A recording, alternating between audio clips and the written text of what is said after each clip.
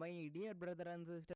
Hey guys, இன்றைக்கி நம்ம பார்க்க போகிறது பார்த்தீங்கன்னா சோலோ லெவலிங் சீசன் 1 எபிசோடு 1 பார்க்க போகிறோம். இது பார்த்தீங்கன்னா ஒரு சூப்பரான அனிமி, ஃபைட்டிங் ஸ்டைலோடு இருக்கும். இந்த அனிமீஸ் நம்ம சேனலில் தொடர்ந்து வரப்போது. அதுக்கு முன்னாடி நம்ம சேனலில் சப்ஸ்கிரைப் பண்ணிக்கோங்க. ஓகே, வீடியோக்குள்ளே போகலான்னு நினைக்கிறேன். Let's go. 3 வருஷத்துக்கு முன்னாடி கேப்டன் நம்ம அவங்கள போய் காப்பாற்றிடுவோம். இல்லை, நம்மளால் அங்கே போய் எதுவும் பண்ண முடியாது, அங்கே இருக்கவங்களே எல்லாத்தையும் பார்த்துப்பாங்கன்னு சொல்லும் போது எல்லோரும் போய் நிற்கிறாங்க. டக்குன்னு பெரிய பெரிய எறும்பு வந்து அட்டாக் பண்ணுது. நம்மளால் எதுவும் பண்ண முடியாது, தடிக்க அடிங்க அப்படின்னு சொல்லிட்டு எல்லோரும் சண்டை போட்டுட்டு இருக்கும்போது நானே சாவுற நிலைமையில் இருக்கேன், யார் காப்பாற்ற போகிறான்னு தெரியலன்ற போது ஒரு ஹீலர் வந்து அடிக்கிறான். ஹீலர் வந்து அடித்தோடனே அவனுக்கு ஹீலிங் பவரை போட்டு ஹீல் பண்ணி விட்டோடனே பின்னாடி இருந்து எறும்பு அட்டாக் பண்ண வருது. எல்லோரும் சேர்ந்து 2 பேர் சேர்ந்து பயங்கரமாக அடிக்கிறாங்க. அடித்தோடனே நீ என்ன காப்பாற்றுறியா? நான் எல்லாத்தையும் காப்பாற்றுவேன், எனக்கு ஒன்றுன்னா நீங்கள் வந்து காப்பாற்றுவீங்க. ஆமாம், அதுவும் சரிதான் சிரிக்கிறாங்க. டக்குன்னு பார்த்தா பெரிய எறும்பு வருது. இதுதான் லீடருன்னு நினைக்கிறேன். முடிச்சிருவோமா? நீங்கள் 2 பேர் போங்கடான்னு சொன்ன உடனே சரியான வேகத்தில் போடுறாங்க ஃபைட்டுக்கு. அடித்து பறக்க விட்றாங்க எல்லாத்தையும், எல்லாம் மிரள்றாங்க. அடித்து பறக்க வச்சு அதை சாவடிச்சதுக்கப்புறம் அவ்வளோதான் செத்துருச்சுன்னு நினைக்கிறேன். அது கன்ஃபார்ம் செத்துருச்சுன்னு இன்னும் நிறையா வருது. அப்போ இது லீடர் இல்லையா, இன்ட்ரெஸ்டாக தான் போதுன்னு சொல்லிட்டு சிரிச்சுக்கிட்டே பவரை ஏற்றி அடிக்கிறேன். அப்போ தான் இங்கிட்டு வருதா. இவரோட பவரை வச்சு பயங்கரமாக அடித்து எறும்பரம் எரிக்கிறாது. மேற்கொண்டு வந்துக்கிட்டே தான் இருக்குது. இதெல்லாம் 10 வருஷத்துக்கு முன்னாடி நடந்தது. நிறையா கேட்ஸ் ஓப்பன் ஆச்சு. அதுக்குள்ளே இருந்து நிறையா அமானுஷ்யமான தந்துக்கள் வந்துச்சு. அதெல்லாம் வச்சு எப்படி தடுக்கிறதுன்னு தெரியல, எதை வச்சும் தடுக்க முடியல. அப்போ தான் ஹண்டர்ஸ் வந்தாங்க. அவங்களோட ரேங்கை வச்சு தான் அவங்களோட எடையே போடுவாங்க. அந்த ரேங்க்கில் யார் ப்ரையாரிட்டியாக இருக்காங்களோ அதை அடுத்து மாற்றவே முடியாது.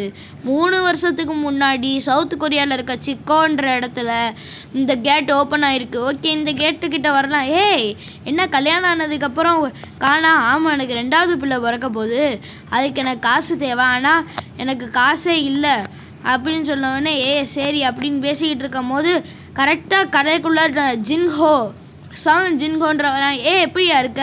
என்ன எல்லோரும் அவனை பற்றி பேசுகிறீங்க, ரொம்ப ஸ்ட்ராங்காக? இல்லை, அவனே இருக்கிறதுலே வீக்கு. அவனுக்கு ஒரு நிக்நேம் கூட இருக்குது, வீக் ஹண்டர். ஏன்னா இ ரேங்க் டஞ்சனுக்குள்ளே போனால் கூட அவன் சாவர நிலைமையில தான் வருவானே.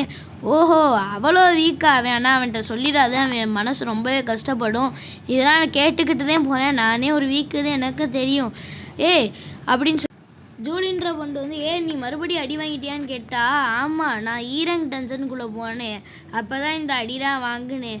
நீ எதுக்கு தேவையில்லாமல் போகிற? எத்தனை தடவை நீ அடி வாங்குவேன்னு சொல்லிட்டு இருக்கும் போது நானே ஒரு வீக்கு, நான் எப்போவுமே அடி வாங்குவேன் அப்படின்னு சொன்ன உடனே என்னோட பேர் சாங் அப்படின்ற உடனே நான் தான் இந்த டஞ்சனுக்குள்ளே உங்களை கூட்டிகிட்டு போகிறேன்னு சொன்ன உடனே ஹாய் மிஸ்டர் சாங், நான் உங்களை சந்தித்ததில் மிகவும் மகிழ்ச்சி அப்படின்னு சொன்ன உடனே வாங்க எல்லோரும் போகலான்னு சொல்லிட்டு எல்லாம் போகும்போது எங்கேயும் போயிடாது, எங்கள் கூட இரு, வா போகலாம். என்னால் இந்த காசை வச்சு இந்த கத்தியதே வாங்க முடிஞ்சிச்சு, அதனால் என்னோட பெஸ்ட்டை கொடுப்பேன்னு சொல்லிட்டு சங்ஜின் ஹோவர் டஞ்சனுக்குள்ளே போக அப்போ தான் மிஸ்டர் போன்ற ஒருத்தவர் பேசிக்கிட்டு இருக்கும் போது நம்ம என்ன பண்ணுறது, கவர்மெண்ட் நம்மக்கிட்டே பேசவே மாட்டேது, நம்மளோட இதுதான் இப்போ நம்ம ஹண்டிங் பண்ணலன்னா நம்மக்கிட்ட எதுவுமே இல்லை அப்படின்னு சொல்லிட்டு கிறிஸ்டலை பார்த்து பேசிகிட்டு இருக்காது. அப்போ ஜின்ஹோ என்கிட்ட ஒரு கிறிஸ்டல் கிடச்சிருச்சு அப்பாடா அப்படின்னு சொன்னோடனே பின்னாடி இருந்து ஒரு அட்டாக் பண்ணுது மான்ஸ்டர். அதை தடுத்து அவன் சண்டை போடும்போது டக்குன்னு வயிற்றுலேயே கத்தி இறங்கிடுது. டக்குன்னு அட்டாக் பண்ணும்போது நிறையா பிளட் லாஸ் ஆகுது. அவனை போய் ஹீல் பண்ண உடனே ஹீல் பண்ணிக்கிட்டே இருக்கும் போது அங்கே சண்டை போடுறாங்க. இதெல்லாம் ரேங்க் உள்ளது. இதுதான் பெரிய பெரிய கிறிஸ்டல்ஸ் வச்சு தான் நம்மளால் க்ரியேட் பண்ண முடியும் அப்படின்னு சொல்லிட்டு இருக்காங்க. கிறிஸ்டல்ஸை வச்சு இதை வச்சு ஒரு டஞ்சனே உருவாக்கலாம். ஆனால் இதை வச்சு தான் எலக்ட்ரிசிட்டி கண்டுபிடிக்க போனேன்னு சொல்கிறாங்க. இதான் என்னன்னு தெரியலை.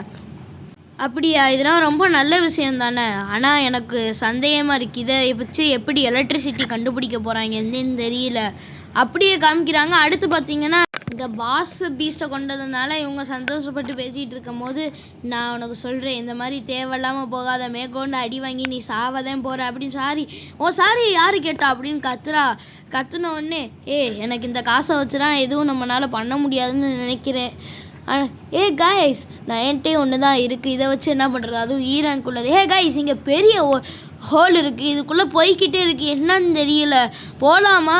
ஆனால் இதுக்குள்ளே நம்ம போய் கவர்மெண்ட்டை கொடுத்தோம்னா இதுக்குள்ளே போயிட்டு ஹண்டர்ஸ் வச்சு அதே எல்லாத்தையும் கண்டுபிடிச்சிடுவாங்க. இவனுக்கு வேறு காசு தேவைன்ற 2வது குழந்தைக்கு என்ன பண்ணலான்னு கேட்கும் போது ஆமாம், யோசிக்கிற விஷயமாதே இருக்குது. ஆனால் இதில் ஒரு பிரச்சனை இருக்குது, நம்மளாலேயே எதுவும் பண்ண முடியாது. ஓகே, ஓட்டிங் லிஸ்ட் வரையும் நம்ம பண்ணிக்கலாம் அப்படின்னு சொன்னோடனே எல்லோரும் ஓட்டு பண்ணும் போது 6 கார் இருக்குது. ஜின்ஹோ, நீ சொல்கிறதுல தான் எல்லாமே இருக்குது, நான் சொல்கிறது இல்லையா? இப்போ எங்கள் அப்பாவை மிஸ் ஆகிட்டாங்க, என்னோடய குடும்பத்தையுமே நான் தான் பார்த்துக்கிறேன் அப்படின்னு சொல்லிட்டு சரி போகலாம் அப்படின்னு சொன்னோடனே அப்படியே காட்டுறாங்க. இங்கிட்ட தான் ரேங்க் செக் பண்ணுறாங்க போல் எல்லாத்துக்கும். ஓகே, அடுத்து வரலாம் அப்படின்னு சொன்னோடனே அவள் போய்கிட்டு இருக்கும் போது இங்கே காமிக்கிறாங்க சி ரேங்க்கில் 2, பி ரேங்க்கில் 2 பேர் இருக்காங்க. நம்ம டீமில் யார் ரொம்ப பவரோ அவங்களே எடுத்துக்கோங்க, நம்ம டீம் பவராக தான் இருக்கணும்னு சொல்லிட்டு மேலிடத்துலேருந்து பேசிக்கிட்டு இருக்காங்க. பேசிக்கிட்டு இருக்கும்போது அண்ணா யாருமே சாகி அளவு பவர் இல்லை அப்படின்னு சொல்லிட்டு இருக்கும்போது இங்கே ஒரு பொண்ணோட பேக் ஆட்டையை போட்டுட்டு போகும்போது ஒருத்தர் வந்து அண்டர் பெல்ட் அடிச்சு அவங்கள பறக்க விட்டு பேக்கை காப்பாற்றிட்டா. தொப்பியை தலையில் மாட்டிக்கிட்டு தேங்க்ஸ் எனக்கு இந்த பேக்கை கடிச்சதுக்குன்னு சொன்ன உடனே அப்போ தான் இவதே சாகின்னு தெரியுது. இதுக்கு மேலே இருந்தால் நம்மளால் எதுவும் பண்ண முடியாது. டக்குன்னு ஜம்ப் பண்ணி தப்பிச்சு போயிடுறா. தப்பிச்சு போனோடனே இந்த இடத்த கட்டுறாங்க. இந்த இடத்துக்குள்ளே 40 நிமிஷமும் நடந்து போயிட்டு இருக்கோம். ஆனால் பாஸை கொண்டதுக்கப்புறம் 1 மணி நேரம் தான் அந்த கேட் ஓப்பனில் இருக்கும்னு நான் கேள்விப்பட்டேன். அது உண்மையா? சாரி, நான் தெரியாமலே போகலான்ட்டேன், எனக்கு குடும்ப சூழ்நிலை அப்படி. வாயை மூடு, உன்னைய பற்றி நீ யோசித்தியா? இன்னும் அந்த கத்தி ஆழமாக இறங்கிருந்துச்சுன்னா நீ நேரம் செத்துருப்ப அப்படின்னு சொன்னோடனே அந்த பீலாங் ஹண்டர் ஹீலர் தான் என்னை காப்பாற்றினா அப்படின்னு சொல்லும் போது சரி நெக்ஸ்ட்டு சாரி சொல்லும் போது கொஞ்சம் சாப்பாடையும் சேர்த்து வாங்கிட்டா அப்படின்னு சொன்னோடனே நல்லாயிருக்கும். நோட்ட சாப்பாடு தானே கேட்டேன். கைஸ், நம்ம பாஸ் ரூமை ரீச் பண்ணிட்டோம். இதுதான் அந்த பாஸோட ரூமுன்னு நினைக்கிறேன். போகலான்றேன்னு நினைக்கிறேன். சரி, கதவை திறப்போம். என்னோட பேர் தான் மிஸ்டர் கோகிஹி அப்படின்னு பார்த்து அவர் சொல்லிக்கிட்டு இருக்கார் புது ஹண்டர்ஸுக்கெல்லாம்.